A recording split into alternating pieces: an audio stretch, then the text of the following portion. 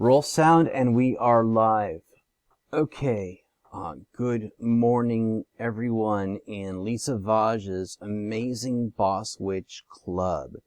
It has been an honor and a privilege to meet you, and I am thrilled at the chance to work with some of you closer and help you serve your tribes at a much higher level. Others of you are simply not ready for what success entails, and that's okay. One of my mentors, in fact, Michael Shreve, he's the reason why I can't buy anything that Lisa has offered in the business and entrepreneurial space in good conscience. Because a couple years ago, I gave him $1,000 that I didn't have at the time, and he so massively over-delivered that it would just be murdering God's money to buy coaching from anyone else. I'm not going to give you an affiliate link or anything. I'm just going to give you his name, and some of you can take notes and Google him and see about what he has to offer you. His current core offer is called the Peaceful Profits System, and his full name again is Michael J. Shreve. S as in stupidity, H as in ha ha ha ha ha, R as in retarded, E as in echo, another E as in echo, V as in, let's see, sheath? No, okay, no one else speaks Latin. V as in victory, and then another E as in E. coli. E. coli, everyone's favorite, as in Ebola, everyone's favorite river. Michael J. Shreve, Jr. Again, he is the head troublemaker of the No Pants Project, and his current core offer is the Peaceful Profit System. If you can find the means to work with him, you ought to just suck it up, bite the bullet, and do it. If you are committed to, taking yourself from wherever you are to 7-8 figures over the course of a couple of years. We have an awful lot of artists, craft workers, and such in, Lisa Vaj, I understand, has quite a number of artists in the Boss Witch Club. I'm going to tell you something about value and about valuing your work and what your art, your handcrafts and such are really worth. And this is someone who clips coupons for fun and is known to, at least in the past when my time was not especially valuable, I would buy something and then I would go back to the store with the coupon and the receipt and get God's money back from the store. And, I would even do that, with my regular, retail suppliers or of tools and such. So that's the level of detail, or my level of commitment to not wasting and squandering money. So now that you understand exactly how much I personally value my money, I'm going to talk to you. I'm going to sort of, spin the camera around and tell you about value. The value of your work is what you tell people it is. Now, how you turn canvas and acrylic and time into $10,000, $50,000, $100,000, $1 million comes down to two words: story and scarcity. First, let's talk about scarcity. The reason that Van Goghs, Picassos, Goyas, you get the idea, are expensive is because they're not making any more of them. Those artists are dead, and so their paintings have immense value. Everyone here ought to know that Van Gogh died penniless and,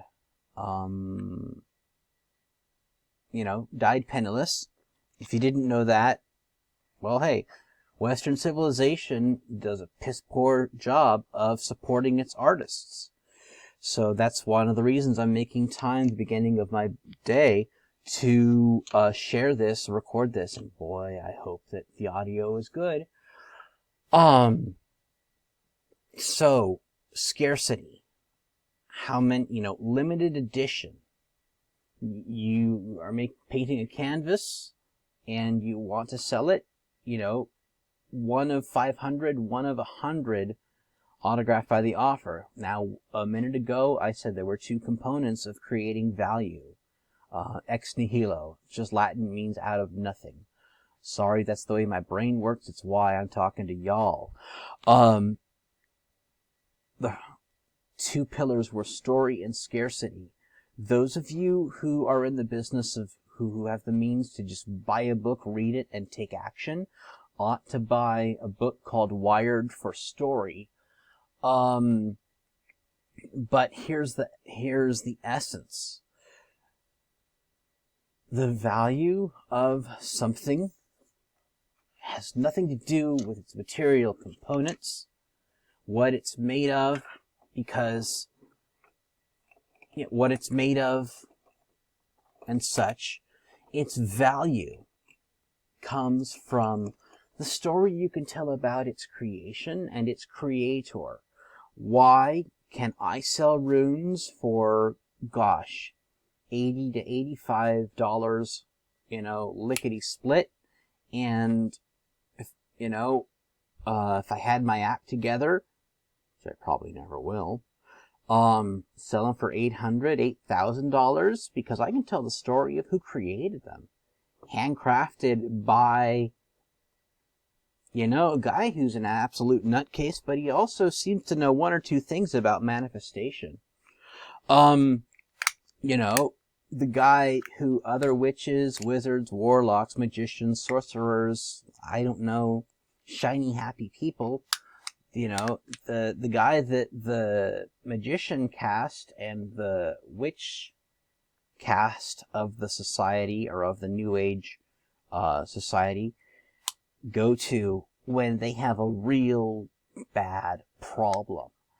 That's the value add. That's why I don't use a table saw, because they're handmade, and every set of runes stops my writing and copywriting, email marketing capacity for about 3 days. I make a set of runes, and my business is shut down for 3 days. My time is worth $500 an hour. There are 8 hours in a business day. I'll let you do the math. Yep. You want to talk to me? It's sure, I'd love to chat. $500? Will that be cash? I pay? You get the idea. So, you could do the math. 3 days, 3 full work days, $500 an hour is the value, is the bare minimum that I can charge for those runes, because I make them my goddamn self. Let's get back on point though. Creating value. Just tell a story. Go out and buy a box of anything really, any consumer product, in a grocery store. It can be Lay's potato chips. It can be, but go and get some artisanal potato chips, or something of that. Spin it around and look on the back. It's going to tell you a story about why this, roasted potato is worth 3 to 5 times more than the generic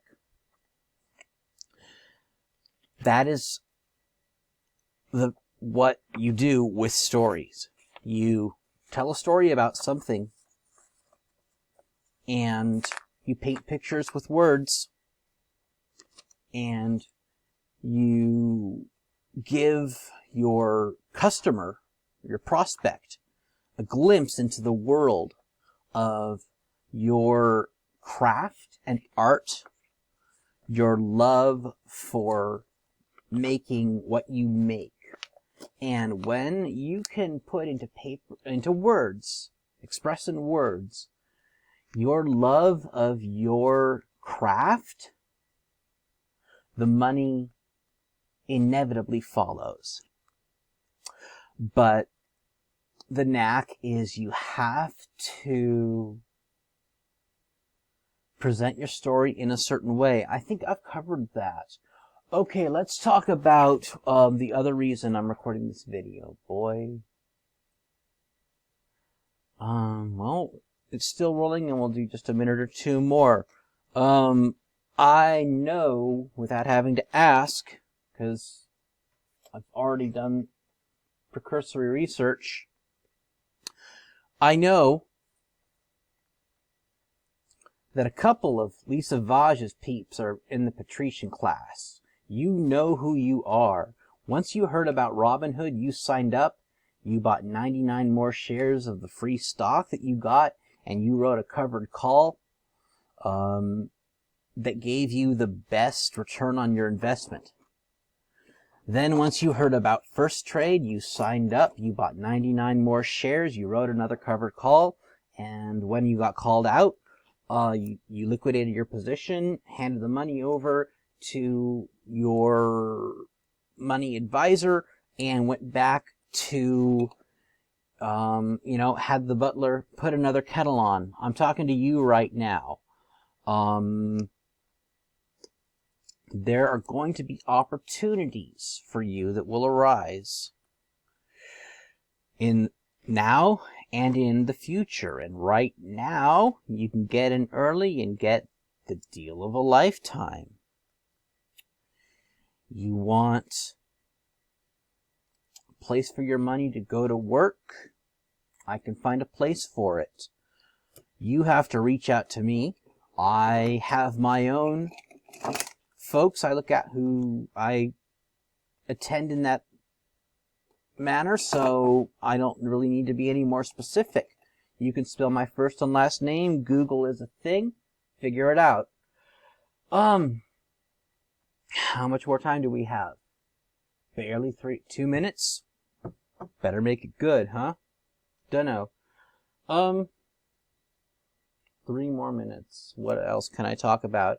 Okay, let's just throw down and share the best things, best advice that I can give all of you is Carol Wright Gifts. WRIGHT. Carol Wright Gifts, .com.